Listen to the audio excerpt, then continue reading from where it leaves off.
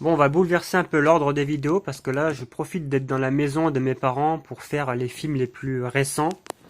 C'est pas du tout les années 50-60, mais on est plus dans les années 80 jusqu'à 2000 et 2010. Mais j'en profite, voilà, d'être dans cette maison pour faire une vidéo parce qu'il y a aussi pas mal de DVD là. On en a encore derrière cette vitrine, ici. Et comme vous voyez, il y en a pas mal.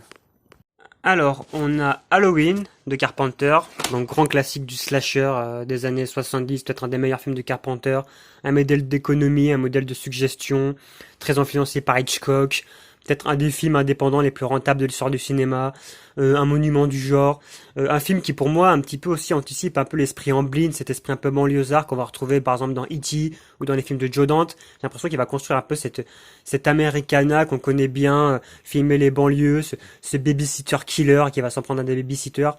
On a vraiment cette mythologie de la banlieue américaine qui pour moi va totalement anticiper les années 80.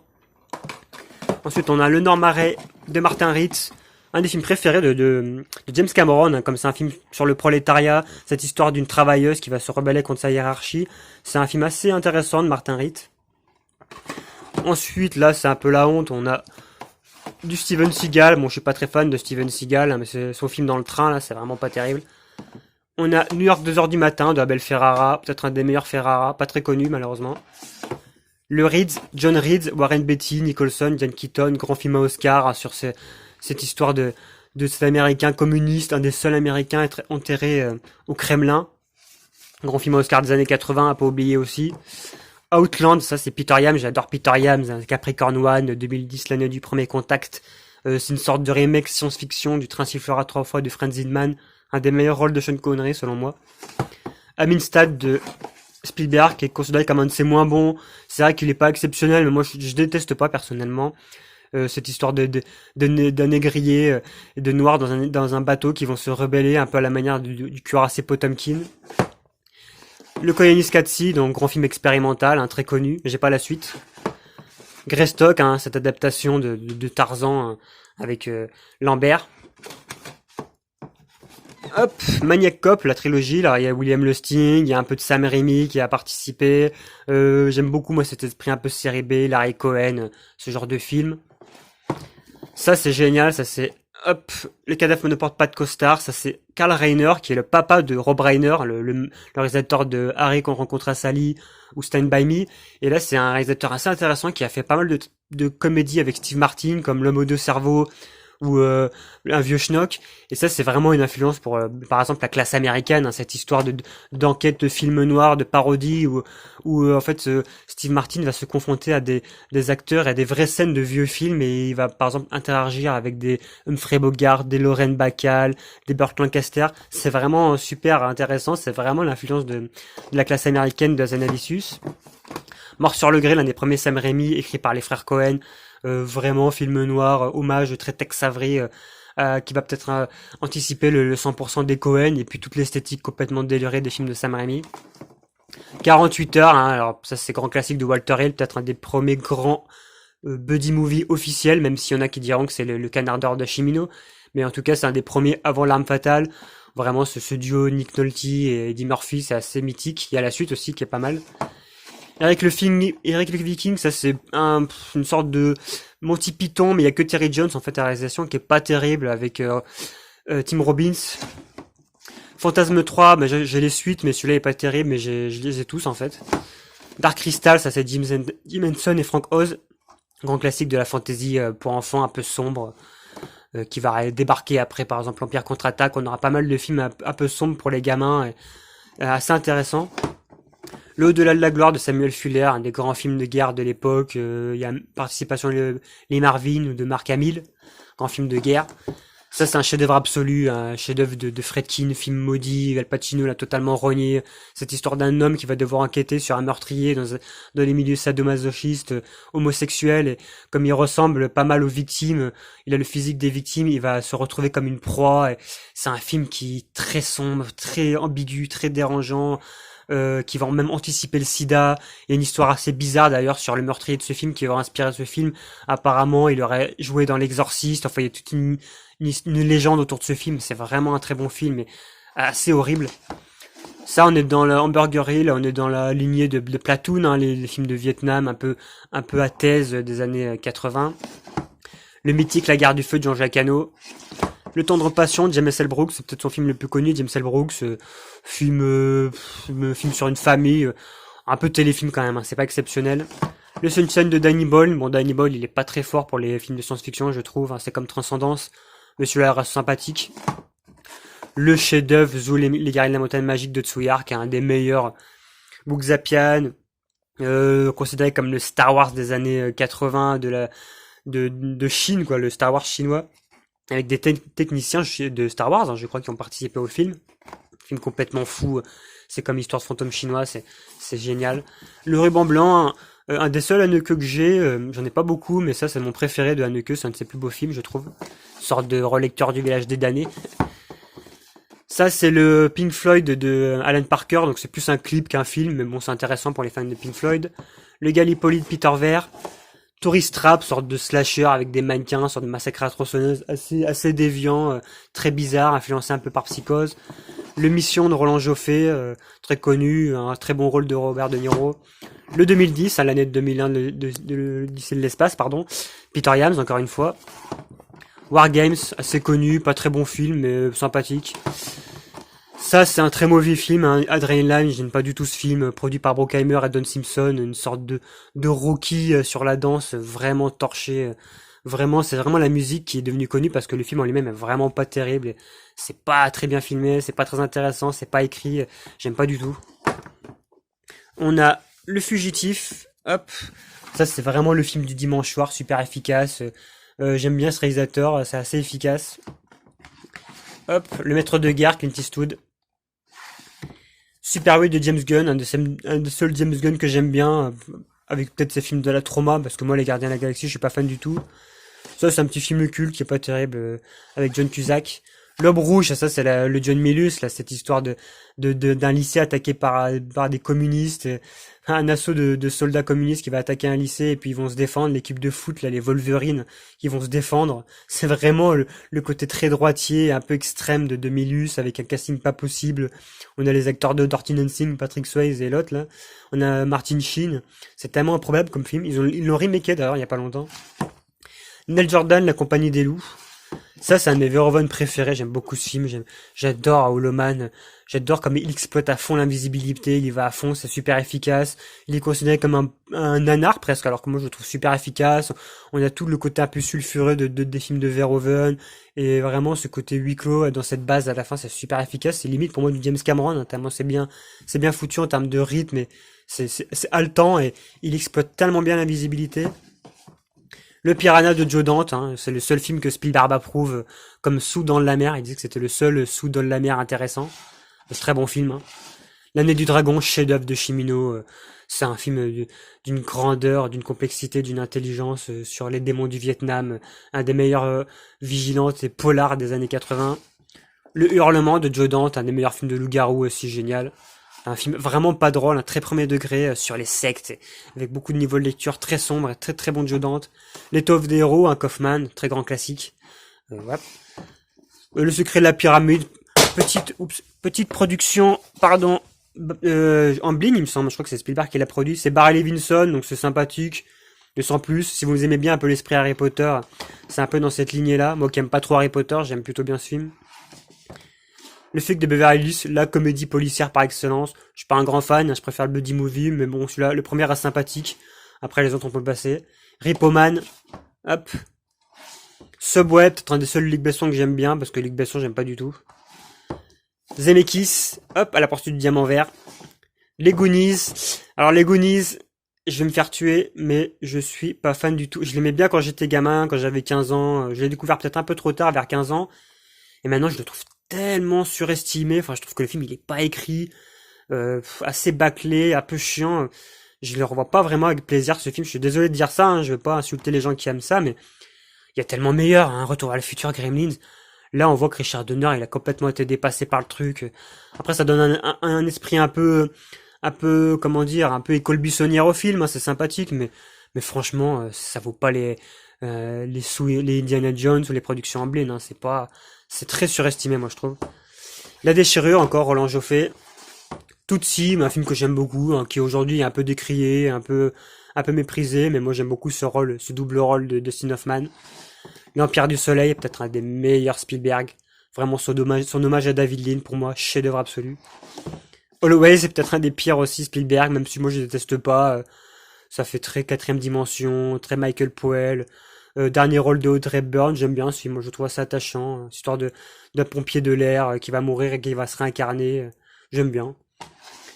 Les chariots de feu, bon, grand classique, très formaté, moi j'aime bien, mais sans plus. La trilogie L'Histoire sans fin, ça c'est une trilogie de mon enfance. Le 1 est sympa, mais sans plus. Moi j'aimais bien le 2 quand j'étais petit, mais quand je l'ai revu aujourd'hui, ça a très mal vieilli. Et le 3 était une catastrophe, avec Jack Black qui joue dedans, hein, il me semble. Génération perdue, ça j'adore ce film, c'est débile, mais c'est tellement fun, c'est tellement efficace. Mieux que les Goonies d'ailleurs, meilleur film pour gosses, meilleur film pour ados, et très bon film de vampire. Le déclin de l'Empire américain, bah ça c'est la trilogie de Denis Arcand, là j'ai pas vu son dernier qui est sorti il y a pas longtemps, mais vraiment très bon film, j'aime beaucoup, très bien écrit, très bonne comédie sociale, très efficace. L'Arme fatale, bon, le fameux body movie, l'écriture exceptionnelle de Shane Black, le duo, l'un des meilleurs polars des années 80, vraiment le buddy movie par excellence, même si c'est pas officiellement de premier, c'est quand même un film qui est vraiment super bien écrit, super efficace, et Shane Black c'est génial. Il faut voir les Shane Black, hein. Brasil, peut-être un de mes films de science-fiction préférés, le chef-d'œuvre de Terry Gilliam, cette relecture de 1984 de George Orwell, c'est génialissime. C'est un espèce de cauchemar éveillé, totalement psychédélique, à la fois drôle mais effrayant, étrange, malaisant, sur cette espèce de Big Brother omniprésent. Un film génial, vraiment exceptionnel. Visuellement, c'est un des trucs les plus fous jamais réalisés. C'est vraiment un chef-d'œuvre absolu. Moi, j'adore ce film. Ça rend autant hommage à Potemkin qu'à plein de films de science-fiction, qu'à la littérature. C'est un très grand film. Hop. On a le Cocoon de Ron Howard, qui est pas terrible du tout. Le Legend, hop, de Ridley Scott. Apparemment, comme il y aurait une espèce de théorie sur une potentielle trilogie entre Blade Runner, Legend et Alien. J'en parlerai peut-être plus tard, mais il y a des choses assez intéressantes à dire sur cette fameuse trilogie Legend Alien. Et... hop. Qu'est-ce qu'on a après?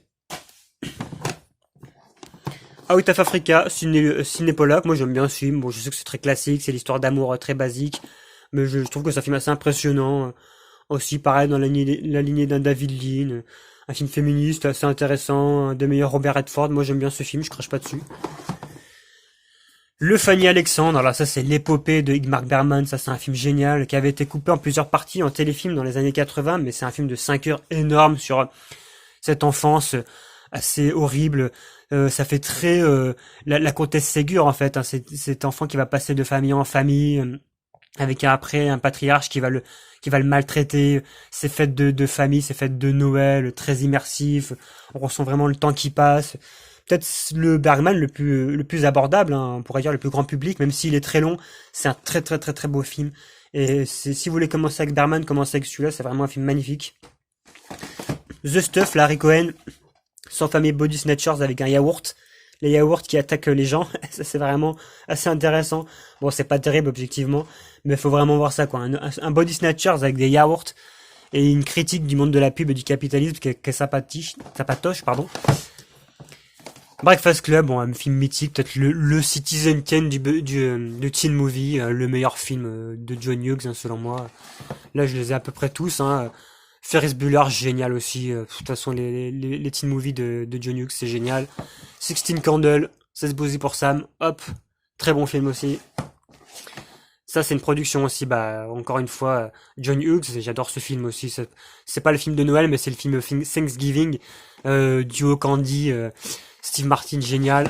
L'Oncle Buck, le film, le sorte de préquel déguisé de Maman j'ai raté l'avion, hein, avec Macaulay Culkin, hein, qui veut pas que son oncle rentre dans la maison, ça va totalement préparer le terrain pour Maman j'ai raté l'avion. Moi, un film que j'aime bien, que je trouve attachant, c'est pas de très grands films, hein, ça vaut pas les Breakfast Club et tout, mais j'aime bien John Candy, j'aime bien cet esprit film de Noël, film de famille des années 80. Un monde pour nous, Cameron Crowe, hop, un film assez connu, la scène du ghetto Blazer, là, cette scène-là.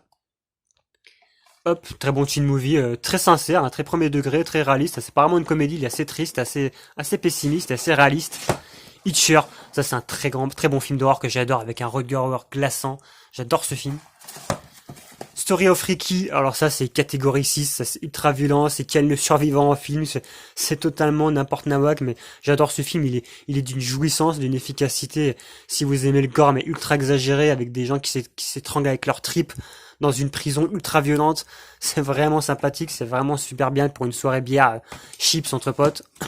Angel Heart, bon film d'Alan Parker, ça prépare le terrain pour, par exemple, l'échelle de Jacob, on va dire, ou des films comme Sixième Sens. Bon, j'en ai déjà trop dit, je vais pas trop parler de ce film. Le Witness de Peter Weir, j'aimais bien quand j'étais jeune ce film, mais maintenant je trouve ça un peu surfait. C'est sympathique, mais c'est très téléfilm, c'est très sage, c'est très propre. Un The Moonwalker, hein, avec Michael Jackson, un film totalement débile, qui n'a aucun sens, à la gloire de Michael Jackson, avec Joe Pesci, mais complètement drogué, c'est n'importe quoi ce film. Requiem for a Dream, un cauchemar de L.M. Klimov, un des films de guerre les plus éprouvants. Si on peut parler de film de guerre, pour moi c'est un film d'horreur. Don O'Bannon, scénariste entre autres de Alien, qui devait participer à Dune, tout ça, qui s'est retrouvé sur ce film de zombies qui est vraiment sympathique. Le Retour des Morts Vivants, c'est plus une comédie horrifique, mais c'est un très beau film. Si vous aimez les Evil Dead et les trilogies et les comédies horrifiques des années 80, c'est vraiment sympa. On a le Labyrinthe, donc ça c'est la version Dimension. Je suis pas très fan, je préfère quand même Dark Crystal avec David Bowie, celui-là. L'heure des Prizzi, John Huston, pas le meilleur John Huston, mais c'est une bonne comédie, sympathique. Les baisers de la femme araignée, Don Bailo de Jarmusch, peut-être mon préféré de Jarmusch. Le Salvador, ça c'est Oliver Stone, film assez dur hein, sur les reporters de guerre. Les Enfants du Silence, production James L. Brooks. Duo à 3, Roll Sheldon, sympathique sans plus. Manon Dessours, Jean de Fleurette, un Claude Berry, vraiment sympathique, vraiment assez agréable à regarder. Bloody Bird, un grand classique de l'horreur italienne, ça c'est un très bon film. 9 semaines et demie, une grosse merde son nom, c'est le 50 nuances degrés des années 80, c'est de la merde. Le nom de la rose de Jean-Jacques Hano, le Top Gun de Ridley Scott et Broadcast News, encore une production de James L. Brooks, enfin, j'en ai plein des James L. Brooks alors qu'en fait c'est pas terrible du tout. Mais bon. Hop. La Rose pour Bucard de Woody Allen. Beetlejuice. Tim Burton, un des premiers, très connu. L'arme fatale, un des seuls Adrenaline que j'aime bien avec l'échelle de Jacob. Il est considéré comme un honneur, mais moi je le trouve très sympathique. Il est vraiment efficace pour un film du dimanche soir, on va dire, en famille. Même si c'est un peu scandaleux. Un poisson nommé Vanda, peut-être la plus grande comédie pour moi, jamais réalisée. Vraiment un film extrêmement drôle, extrêmement bien écrit. J'adore ce film.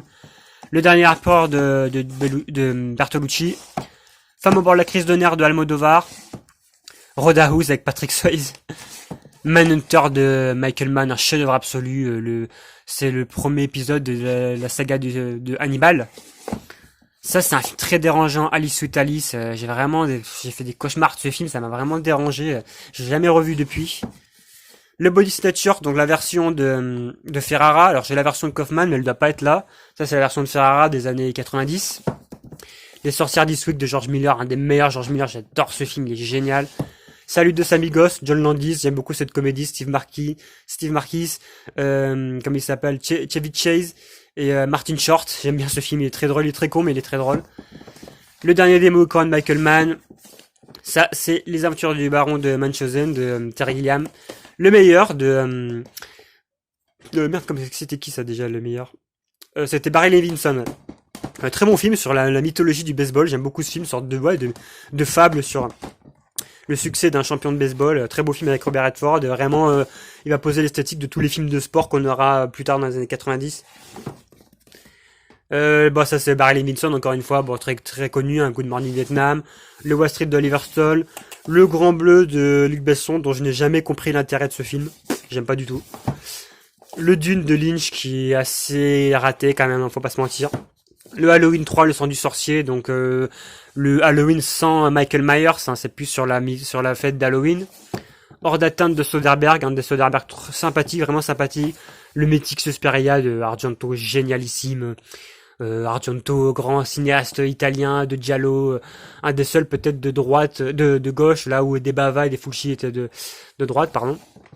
Prince des Ténèbres, cauchemar apocalyptique de la trilogie de l'Apocalypse de Carpenter, génial, effrayant, métaphysique, complexe, un film totalement complet, quoi. Les folles histoires de l'espace de Mel Brooks, pas le meilleur Mel Brooks, c'est une parodie un peu moyenne de Star Wars, ça vole pas très haut, pourtant j'adore Mel Brooks. Les Incorruptibles de Palma. Cinéma Paradiso, je suis pas très fan. Piège en haute mer, peut-être un des seuls Steven Seagal à peu près regardable, hein, seulement c'est un sous Die Hard dans un sous-marin, dans un bateau, mais c'est pas terrible. Runaway Train, ça c'est génial, ce film d'aventure dans un train avec des prisonniers, je crois sur un scénario de Kurosawa, un film vraiment sympa. Liaison dangereuse, hop, merde, comment il s'appelle, j'ai un trou de mémoire. Stephen Frears, pardon. Hop, on a quelques as. Hop, là. Ensuite, Crime et délit, chef-d'œuvre de Woody Allen, t'as un de Woody Allen les plus sombres avec Anna et ses sœurs. C'est sa période Darkman, c'est sa période dépressive. C'est génial, c'est d'une complexité, d'une intelligence. Et non, Woody Allen n'a pas fait que des comédies débiles. Enfin, des comédies légères, on va dire. Princess Bride, ça c'est Rob Reiner, c'est sympathique. Moi j'ai toujours trouvé ce film un peu surestimé, mais c'est sympa. Hop, c'est marrant. Et voilà, bon là ça fait encore tout ça. On a Rain Man de Barry Levinson, on a Outrage de Brian De Palma, Midnight Run, Tremors, j'aime bien ce film, Young Guns, Soderbergh, hein, Sex Mensonge et Vidéo, Spike Lee, le meilleur film de Spike Lee selon moi, The Right Thing, The Doors, Oliver Stone, très bon film, Mr. Von Bello, tac, Hellraiser 1 et 2, très très bon les Hellraiser, Fog de Carpenter, génial, hommage aux oiseaux d'Hitchcock, génial film, un maître de l'épouvante, Les Banlieusards de Joe Dante, génialissime ce film.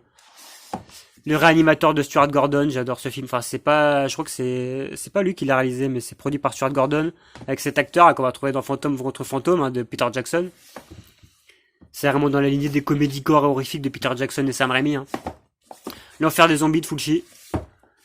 Dans une édition dégueulasse, on dirait Twilight, mais c'est Frontier de l'Homme, Near Dark de Catherine Bigelow, génial film de vampire des années 80, en partie écrit aussi par James Cameron, un film génial, qui donne pas du tout envie comme ça, mais ouais. Etienne Châtillès, La vie est un fleuve tranquille, bon, Châtillès c'est sympa. Bodyguard, c'est de la merde, j'aime pas du tout. Abyss, édition dégueulasse pour très très grand film chef-d'œuvre. Le 2001, Le Rencontre du troisième type de James Cameron sous l'eau, un film génial qui a toujours été charcuté, qui n'a jamais eu une bonne version DVD malheureusement. Big génial, Big, un film que je peux regarder en boucle toute ma vie. Zelig de Woody Allen, très sympathique. Hop, ça c'est King of New York Ferrara, un des meilleurs Ferrara, un des plus abordables, un des plus noirs, un des plus cyniques, un des plus efficaces. Le bûcher des vanités, un Brian De Palma très sympa. Ça c'est Peter Greenaway, Le cuisinier, le voleur, sa femme et son amant. Total Recall, bon j'ai Mythique, un film de Verhoeven, hein, pas besoin de revenir dessus, grande adaptation de Philippe Cadic. Jonathan Demme, Le silence des agneaux, pareil, un film mythique. Justice sauvage de John Flynn, encore un Steven Seagal. Moi je l'avais surtout acheté pour John Flynn parce que j'aime bien ce réalisateur, mais celui-là est pas terrible du tout. Autant j'aime bien John Flynn, mais alors là c'était pas terrible. Ghost, bon ça c'est ma copine qui est fan, hein, mais moi je suis pas fan du tout. Le Thelma et Louise de Ridley Scott, moi j'aime bien Thelma et Louise de Ridley Scott, un très bon road movie, j'aime beaucoup. Après on a le David Lynch, hop, de Firewalk With Me, Twin Peaks. Et ah oui, alors j'adore ce film frantique de Polanski, un très bon thriller de Polanski, très Hitchcockien, j'aime beaucoup. Ensuite, La poursuite d'Octobre Rouge de McTiernan. On a Danse avec les loups que j'ai aussi en Blu-ray. On a Délicatessen de Caro et Jeunet. Le Festin nu et un double programme avec Crash de Cronenberg. Le Dracula de Coppola que j'aime beaucoup.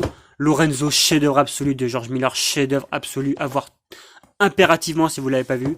Panic sur Florida Beach, chef-d'œuvre aussi de Joe Dante, génialissime. Le troisième Evil Dead, L'Armée des Ténèbres, génial. Point Break de Catherine Bigelow, génial aussi. Star Trek, alors ça c'est le numéro 5 ou 6, je sais plus.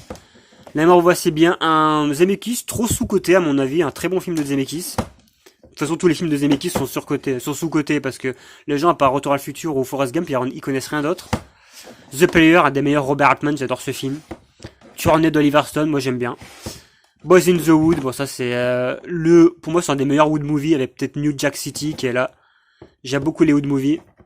L'incroyable voyage, film de mon enfance, pas terrible du tout, mais moi c'est un film que je pourrais regarder toute ma vie, c'est un film que je connais par cœur, que j'ai beaucoup regardé en cassette. C'est le remake, hein, il y a eu un vieux film dans les années 60. Pretty Woman, sympa, mais un peu surévalué. L'échelle de Jacob, chef-d'œuvre d'Adrian Land, cauchemar réveillé, affluence de Silent Hill, génial, vraiment un des meilleurs twists de l'histoire du cinéma. Harold Ramis, génial, Un jour sans fin. Je vous recommande aussi Multiplicity et Endiablé qui sont vraiment super. New Jack City, donc voilà, un de mes Hood movies préférés, peut-être mon préféré avec Boys in the Hood.